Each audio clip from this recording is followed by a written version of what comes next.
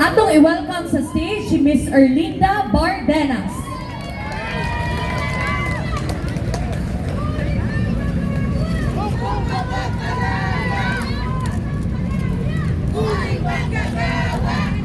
Mayang gabi sa tanan. So nagabihan gyud tanong.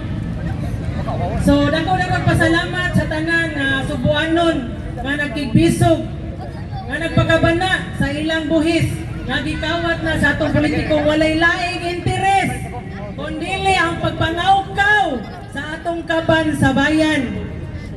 O yun ramani. So mao na atong subuanon nga ipakigbisog karong gabiyon na nga atong ipanawagan. Naon sa ganito? Mga kurakot! Kulong na yan! Ikulong na yan! Mga kurakot!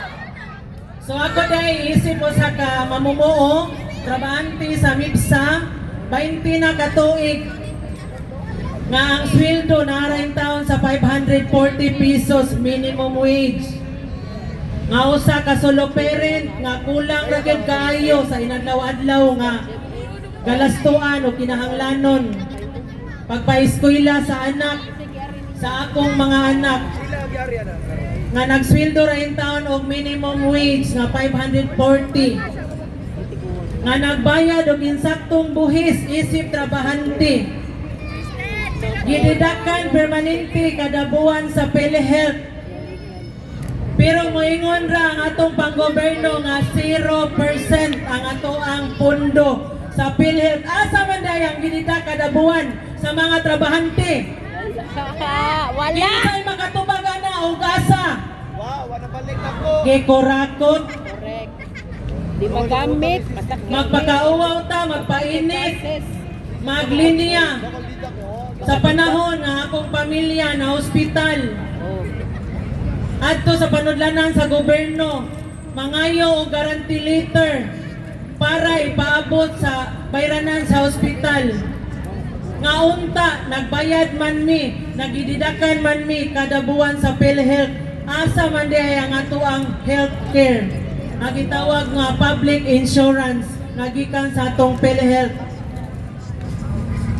Gikurakot. Ipalit og bar.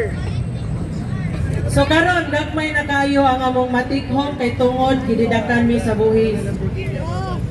Giantos namo nga sakto nga pagbayad sa buhis nga nagtuo sa nagkalain-laing paagi nga mubalik namo ang mga trabahante o mamumuo. Nga pinaagi sa atong healthcare unta nga nindot. Libre o makabot ang atong edukasyon.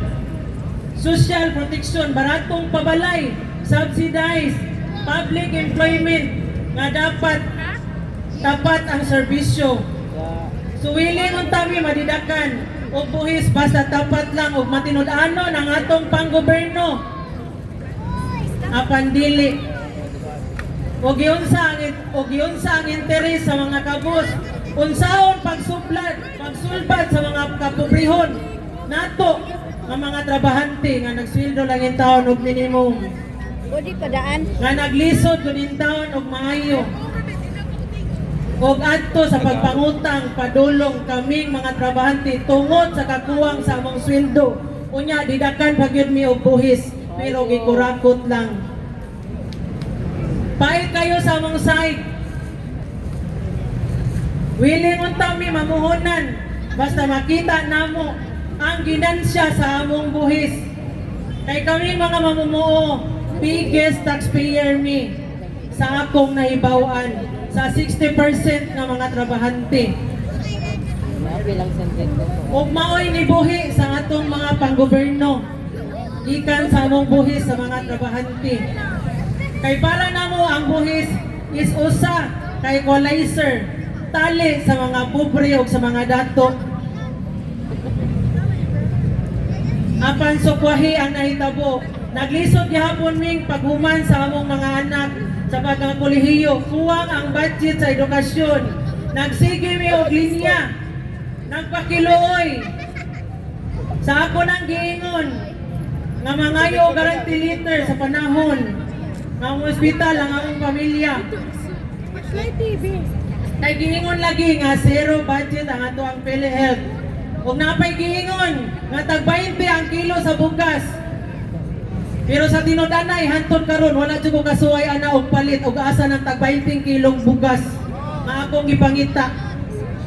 Wa gyud ko ka-experience ana nga naka-appeal ko ana kay tungod lagi limitado pod. Nga unta nindot kayo nga naa na siya ang 20 kilong bugas. So kining tanan sa naginusarang rason sa mga politiko, kuwang daw ang pundo sa panggoberno pero naa sa ilang bulsa. Apan himan-himan mahibalaan nato. Nagikawat naman di ay. Gibulsa naman di ay ang among buhis. Gilustay sa mga GOS o substandard na infrastructure project. Ang mga buhaya, buitre, ang naayahay. Ang among paglaom, nahulog ra sa usa ka bangungot.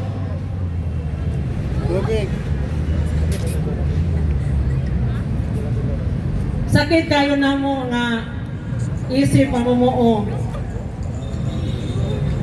Kay gihaguan na mo ning buhis nga ilang gikawat 15 hangtod sa 30 minutos na namo nga gitrabahoan sa 8 oras namo nga papanarbaho. Ang maong buhis nga ilang gikawat. Unya gibutangan pag limonsito. Ang samad sa ilang pagpangawat sa panahon nga naay mga kalamidad nga kami o ang mga kaanak namo nga biktima sa baha, landslide o flood tungod sa wala matarong ang mga flood control project. Ako kang akong igsuon, grabe kayo naapektuhan sa bagyong Tino. Balay o kasilinganan sa akong pamilya sa Balamban, Cebu. Kaanak sa akong sister o kaigsuonan nato sa Talisay, Cebu. Kaubanan nato sa trabaho sa Kutkot, Liloan. Madugay yung taong nakatrabaho kay nang lutaw atop na lay nakita. Tungod aning ilahang flood project control nga way ayo. Nga grabe kayo pagpubong sa budget. Dako ang taong budget pero gibudgetan lang og gamay. Mao nang dali kayong nangalumpag ang ilang flood control project.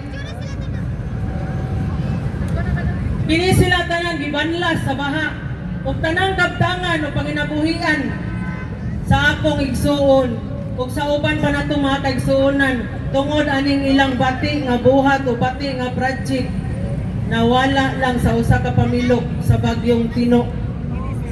O usa sila ani sa hinungdan. Ang pinakasakit, nakahibaw gyud tanan nga daghan sad ug nakabsan sa kinabuhi atong panahon na natungod sa ilahang mga project nga wala gyud tarunga. Mao nay pinakasakit natong palandongon kanang makabsan og kinabuhi ug sa atong mga mahal sa kinabuhi. Tungod ani kami mga trabahante ang angayan manguna sa pagpaningil o pagpangita sa hustisya aning korupsyon. Dili mi moundang hanto dili kakita sa kahayag aning pagkigbisog nato karon. Tama lang nga naabay mapriso. Tama lang. Tama! Tama, uy! Tama lang nga nay mohawa sa pwesto. Tama! Ang tanan yung mga kurap dapat mohawa gyud sila sa pwesto. Mahal na kay sili. Tama lang ay uli sa kaban ang bayan ang gikawat na pundo. Tama! Oh, sakto na. Dapat iuli gyud. Tama lang nga manubag ang tanan gikan sa mga kontratista. Tama! Dili. Sakto. Tama lang nga manubag yun sila tanan. Correct. Di PWH, mga senador o congressman, apilon? Siyempre! Apilon gina sila tanan. Sila sa pagkuan. Dapat ang tanan yun. Apan kinahanglan nato siguradoon nga dili na mausab. Mao na kinahanglan nato gina sila prisohon tanan. Kay mobalik pa gina sila, muusap pa man gina sila.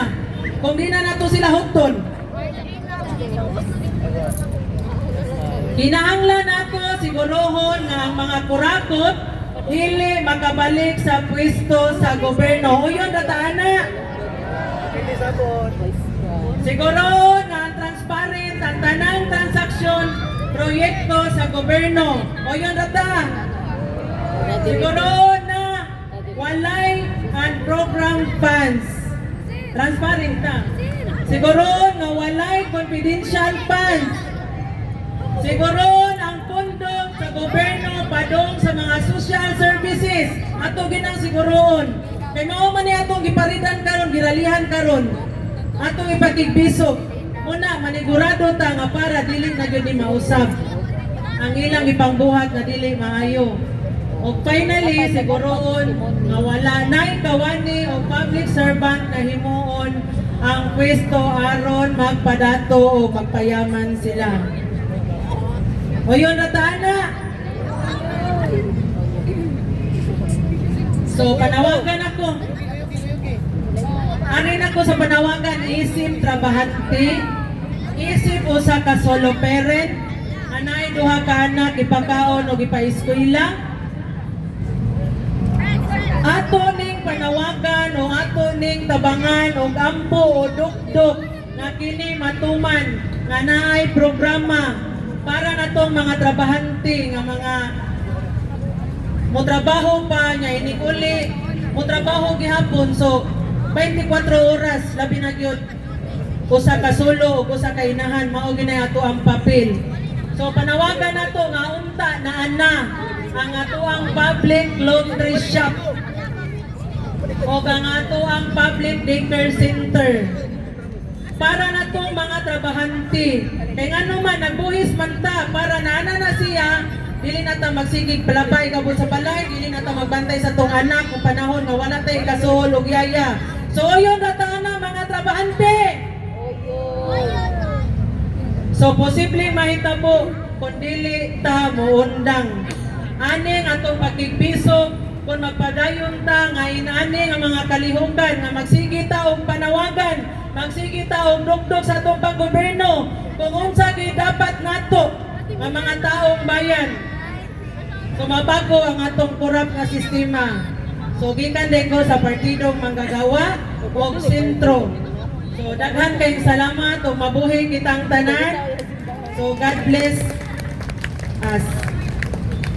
So mga trabahante, pagkapi ni, gamay ra kayo ni nga segundo. So panawagan sa mga trabahante, buhis namin, wag na kawin! Buhis namin, wag na kawin! So daghang kayong salamat, ilampas yung gamay. Daghang salamat. Di na to na ngayon atong tawagon ang usa